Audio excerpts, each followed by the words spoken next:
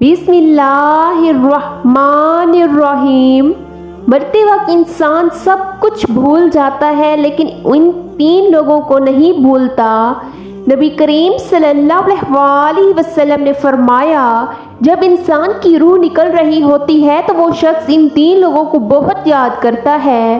مرتے وقت انسان سب کچھ بھول جاتا ہے لیکن تین لوگوں کو نہیں بھولتا۔ وہ کون سے تین لوگ ہیں؟ پیارے دوستو، آپ سے گزارش ہے کہ اس ویڈیو کو آخر تک ضرور دیکھیے گا۔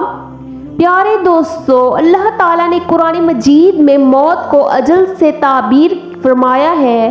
اجل کے معنی ہے کسی چیز کا مقررہ وقت جو کسی قیمت پر نہ ٹلے۔ موت ایک ایسی حقیقت ہے جس سے انکار کسی کے لیے بھی ممکن نہیں ہے۔ ہر ایک جانتا ہے کہ ایک دن اس کی دنیاوی زندگی کا تسلسل یقیناً ختم ہو کر ہی رہے گا، اور جب اس کی موت کا وقت آئے گا تو دنیا کی کوئی طاقت اور اعلیٰ سے اعلیٰ سائنسی اسباب و وسائل اس کو موت سے نہ بچا سکیں گے۔ قرآن مجید کی سینکڑوں آیتوں میں موت، حشر اور جنت و دوزخ کی تفصیلات کا ذکر کیا گیا ہے اور لوگوں کو اس اٹل حقیقت کے لیے تیار رہنے کا حکم فرمایا گیا ہے۔ چند آیات ملاحظہ ہوں۔ پیارے دوستو، ہر جان موت کا ذائقہ چکھنے والی ہے اور تمہارے اجر پورے کے پورے تو قیامت کے دن ہی دیے جائیں گے۔ بس جو کوئی دوزخ سے بچ لیا گیا اور جنت میں داخل کیا گیا وہ وقتاً کامیاب ہو گیا، اور دنیا کی زندگی تو دھوکے کے مال کے سوا کچھ بھی نہیں۔ ایک اور جگہ ارشاد ربانی ہے، اور کوئی شخص یہ نہیں جانتا کہ وہ کل کیا کمائے گا، اور نہ کوئی شخص یہ جانتا ہے کہ وہ کس سرزمین پر مرے گا۔ بے شک اللہ خوب جاننے والا ہے۔ تم چاہے کہیں بھی ہو، موت تمہیں آ ہی پکڑے گی، اگرچہ تم مضبوط قلعے ہی میں ہو۔ پھر جب ان کا مقررہ وقت آن پہنچا ہے تو وہ نہ ایک گھڑی پیچھے ہو سکتی ہے اور نہ ایک گھڑی آگے ہو سکتے ہیں، اور تم اس مال میں سے جو ہم نے تمہیں عطا کیا ہے اللہ کی راہ میں خرچ کرو، قبل اس کے کہ تم میں سے کسی کو موت آ جائے۔ پھر وہ کہنے لگے، اے میرے رب، تو نے مجھے تھوڑی مدت تک کی مہلت اور کیوں نہ دی کہ میں صدقہ و خیرات کر لیتا اور نیک کاروں میں ہو جاتا۔ اور اللہ ہرگز کسی شخص کو مہلت نہیں دیتا جب اس کی موت کا وقت آ جاتا ہے اور ان کا ان کاموں سے خوب آگاہ ہو جاتا ہے تو تم نہیں کرتے، یہاں تک کہ جب ان میں سے کسی کو موت آ جائے اور وہ کہے گا، اے میرے رب، مجھے دنیا میں واپس بھیج دے تاکہ میں اس دنیا میں کچھ نیک عمل کر لوں جیسے میں چھوڑ آیا ہوں۔ ہرگز نہیں، یہ وہ بات ہے جسے وہ بطور حسرت کہہ رہا ہوگا، اور ان کے آگے اس دن ایک پردہ حائل ہے جس دن وہ قبروں سے اٹھائے جائیں گے۔ لیکن اس کے مقابلے یہ ہے کہ ایک عجیب حقیقت ہے کہ موت جتنی زیادہ یقینی ہے اتنی ہی لوگوں میں اور اس سے غفلت اور عدم توجہ پائی جاتی ہے، حتیٰ کہ مجلسوں میں موت کا ذکر تک ناپسند کیا جاتا ہے۔ یہ غفلت ایمانی تقاضے کے بالکل برخلاف ہے۔ مومن کی شان یہی ہے کہ وہ کثرت سے موت کو یاد کیا کرے اور جہاں تک کہ ممکن ہو آخرت کی تیاری کے لیے ہر وقت فکر مند رہے۔ قرآن مجید کی سینکڑوں آیتوں میں موت، حشر اور جنت و دوزخ کی تفصیلات کا ذکر کیا گیا ہے، اور انبیاء کرام کی بعثت کا اہم ترین مقصد بھی یہ تھا کہ انسان کو اس کی اصلی اور دائمی وطن سے آگاہ کر کے وہاں کے ایک دائمی نعمتوں کا اس مستحق بنا دیا جائے۔ اس حوالے سے چند احادیث ملاحظہ ہو۔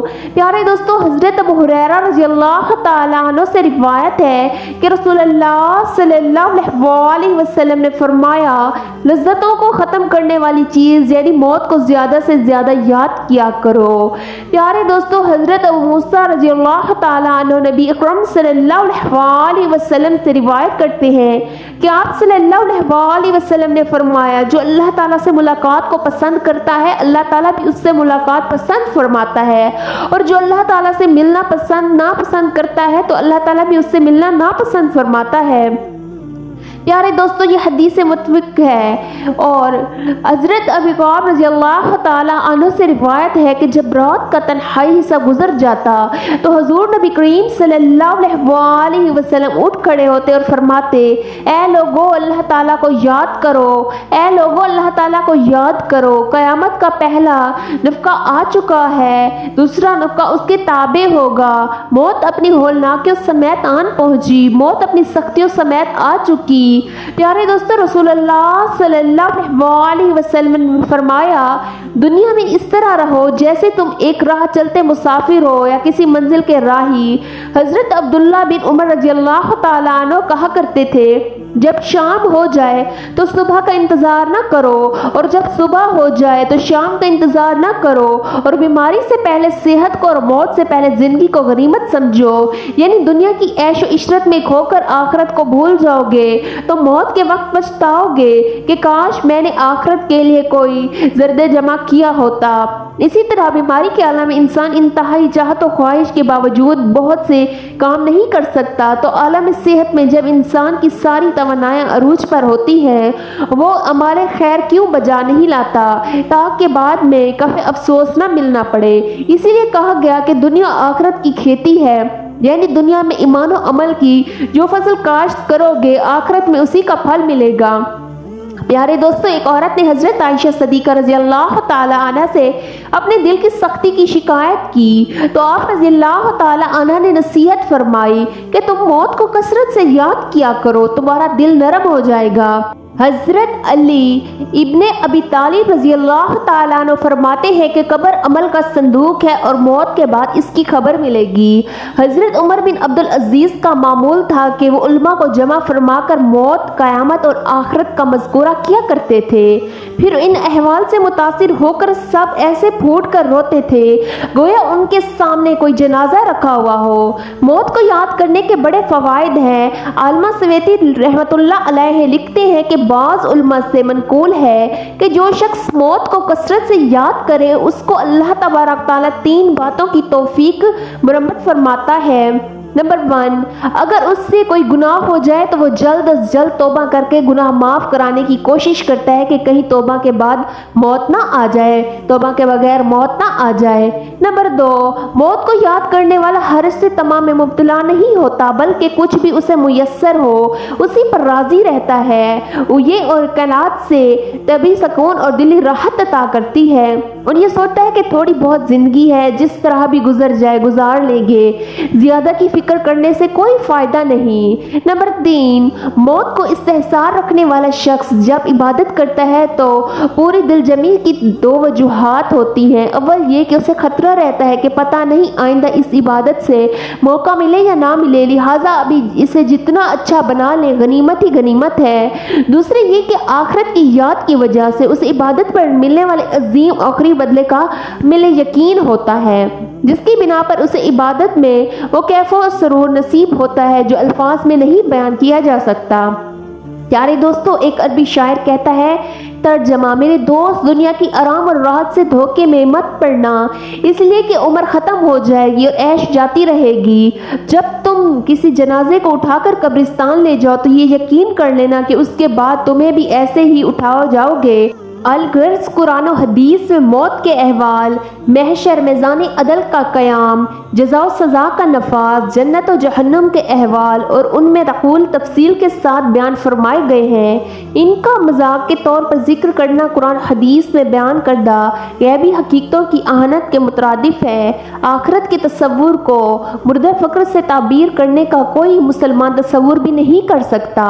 अल्लाह ताला का इरशाद है, और दुनिया की ये ज़िंदगी तो सिर्फ खेल और तमाशा है, और बेशक आखिरत का घर ही असल जिंदगी है, अगर वो जानते होते। प्यारे दोस्तों, मरने के बाद इंसान कब्र में कैसे और कितने दिन बाद ख़त्म होता है।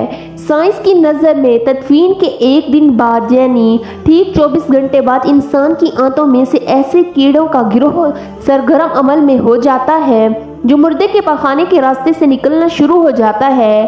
साथ नाकाबिल बर्दाश्त बदबू फैलना शुरू कर देता है, जो कि दरअसल अपने हम पेशा कीड़ों को दावत देता है। ये ऐलान होते ही बिच्छू और तमाम कीड़े मकोड़े इंसान के जिस्म की तरफ हरकत करना शुरू कर देते हैं और इंसान का गोश्त खाना शुरू कर देते हैं। तदफीन के 3 दिन बाद सबसे पहले नाक की हालत तब्दील होना शुरू हो जाती है। 6 दिन बाद नाखून गिरना शुरू हो जाते हैं और 9 दिन बाद बाल गिरना शुरू हो जाते हैं। इंसान के जिस्म पर कोई बाल नहीं रहता और पेट फूलना शुरू हो जाता है। 70 दिन बाद पेट फट जाता है और दीगर अज्जा बाहर आना शुरू हो जाते हैं। 60 दिन बाद मुर्दे के जिस्म से सारा गोश्त खत्म हो जाता है, इंसान के जिस्म पर बोटी का एक टुकड़ा भी बाकी नहीं रहता। 9वें दिन बाद तमाम हड्डियां एक दूसरे से जुदा होना शुरू हो जाती हैं। 1 साल बाद हड्डियां बसीदा हो जाती हैं और बिल आखिर जिस इंसान को दफनाया गया था उसका वजूद ख़त्म ही हो जाता है। आमतौर पर यह तस्वुर किया जाता है कि ज़िंदगी के आखिरी लम्हात में एक ऐसी जंग सी चल रही होती है। इंतकाल करने वाले शख्स का चेहरा देखकर यूं लगता है जैसे वो सो रहा हो। चेहरे पर बहुत आम तासुरात होते हैं। ऐसा लगता है कि मौत का अमल आखिरी सांस लेने से एक हफ्ता कबल शुरू हो जाता है। इस दौरान सेहत मुतासिर होने लगती है, जिस्म कमज़ोर पड़ने लगता है, चलने में दुश्वारी पेश आने लगती है और गुनूंगी तारी रहती है। आखिरी लम्हात में खाना पीना मुश्किल होने लगता है और किसी शख्स में ताकत नहीं कि खुदा के हुक्म के बगैर मर जाए। उसने मौत का वक्त मुकर्रर करके लिख रखा है और जो शख्स दुनिया में अपने अमाल का बदला चाहे उसको हम यही बदला दे देंगे और जो आखिरत में तलब सवाब है उसको वहाँ अजर अता करेंगे और हम शुक्रगुजारों को इन करीब बहुत अच्छा सिला देंगे। बढ़ते वक्त इंसान के दिलो दिमाग से हर चीज़ निकल जाती है, सब कुछ भूल जाता है, अपने मालो दौलत, महल, अजीज़ो कारी, रिश्तेदार, सब कुछ भूल जाता है। मगर मरते वक्त इंसान 2 लोगों को बहुत ज़्यादा याद करता है। वो 2 लोग हरगिज़ नहीं भूलता। उनको सामने बिठाकर चीखने की कोशिश करता है, उनकी गम में रोने की कोशिश करता है मगर रो नहीं पाता।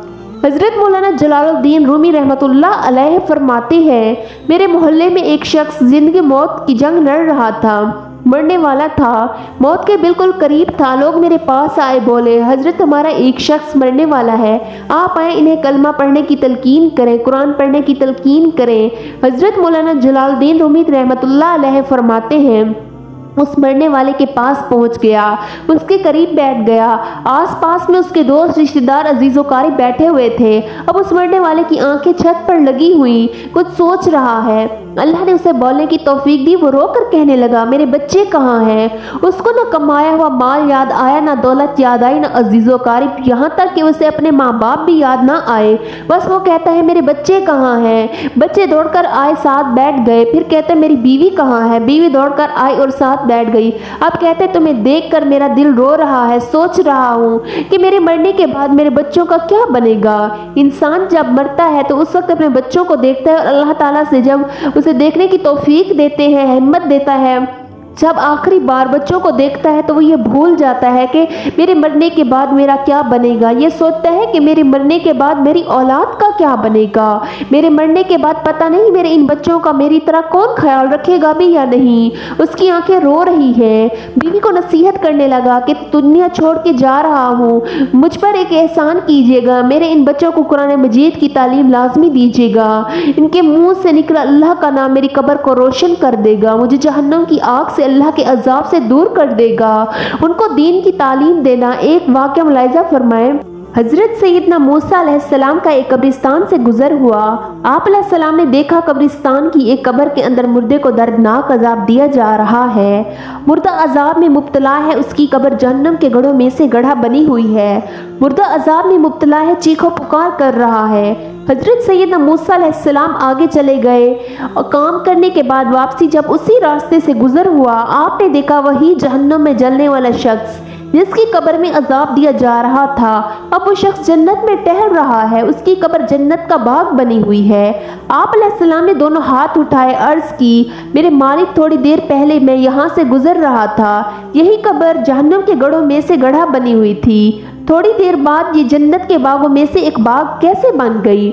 अल्लाह ने फरमाया, ए मूसा, ये शख्स जब मरा था मरने से पहले अपनी बीवी को हामला छोड़कर मरा था। बीवी का एक बेटा पैदा हुआ, बच्चा छोटा कल बड़ा थोड़ा सा बड़ा हुआ तो उसकी बीवी ने बच्चे को मस्जिद में भेजा। मौलवी साहब ने उसके बच्चे को बिस्मिल्लाहिर्रहमानिर्रहीम पढ़ाई। जब उसके बच्चे ने बिस्मिल्लाहिर्रहमानिर्रहीम पढ़ी तो ए मूसा, मैं कैसे कर सकता था कि वो बच्चा मेरा नाम ले और मैं उसके बाप को जहन्नम में डालूं? ये मेरी रहमत को गवारा नहीं करती। इसीलिए हमें चाहिए कि अपने बच्चों को कुरान मजीद की तालीम दे। अगर तुम चाहते हो कि तुम्हारी कब्रें रोशन हो, अजाब तुम्हारे करीब बिल्कुल ना आए, तो अपने बच्चों को कुरान मजीद की तालीम देना। हज़रत मौलाना जलालुद्दीन रूमी रहमतुल्लाह अलैह फरमाते हैं, वो शख्स तौबा करता करता ये कहता कि मेरे बच्चों को कुरान की तालीम देना, एकदम से उसकी کی زبان لڑکھڑانے لگی، اس کا بدن کانپنے لگا۔ موت کا فرشتہ آ گیا روح نکالنے کے لیے۔ فرماتے ہیں کہ جب انسان کی روح نکلتی ہے تو اس کا منہ کھل جاتا ہے اور دونوں ہونٹ ایک دوسرے سے جدا ہو جاتے ہیں۔ انسان کی روح انسان کے پیروں سے نکلتی ہوئی اوپر کی طرف آتی ہے۔ جب دل اور پھیپھڑوں تک پہنچتی ہے تو وہ یہ لمحہ ہوتا ہے کہ یہ وہ وقت ہوتا ہے کہ جب انسان زندگی میں پہلی بار فرشتے اور شیطان کو دیکھتا ہے۔ یہ وہ مرحلہ ہوتا ہے جب انسان کی ایک طرف شیطان اس کے کان میں غلط مشورہ ڈالتا ہے اور دوسری طرف اس کی زبان سے اس کے عمل کے مطابق الفاظ نکلنے لگتے ہیں۔ اگر انسان نیک ہوتا ہے، نمازی ہوتا ہے، عبادت گزار ہوتا ہے تو پھر اس کا دماغ کی زبان کلمہ کو پڑھنے کی تلقین کرتا ہے، درود پاک پڑھنے کی تلقین کرتا ہے۔ اگر انسان نیک نہیں ہوتا پھر اس کا جو دماغ ہوتا ہے وہ عجیب سی ہیبت کا شکار ہو جاتا ہے۔ جب انسان شیطان کے مشورے کو قبول کر بیٹھتا ہے پھر کوشش کرتا ہے کلمہ پڑھنے کی لیکن نہیں پڑھ پاتا۔ پیارے دوستو، آج ہماری آنکھیں کھلی ہیں، آج ہماری سانسیں چل رہی ہیں۔ اس سے پہلے کہ یہ وقت گزر جائے، یہ زندگی کے لمحے میرے اور آپ کے لیے غنیمت ہیں۔ آخرت کے لیے کچھ اکٹھا کر لو، مرنے سے پہلے قبر کی روشنی بنا لو۔ معلوم نہیں کہ پھر فرصت ملے یا نہ ملے، معلوم نہیں پھر یہ زندگی کے لمحے ملے یا نہ ملے۔ پیارے دوستو، یہ غرور، تکبر، لالچ، گھمنڈ، دشمنی، حسد، بغض، جلن، عزت و وقار، نام، عہدہ، بادشاہی، یہ سب کہا جاتا ہے، سب کچھ خاک میں مل جاتا ہے۔ انسان کی حیثیت ہی کیا ہے؟ مٹی سے بنا ہوا مٹی میں دفن ہو جائے گا۔ پیارے دوستو، ہمیں موت کی تیاری کرنی چاہیے۔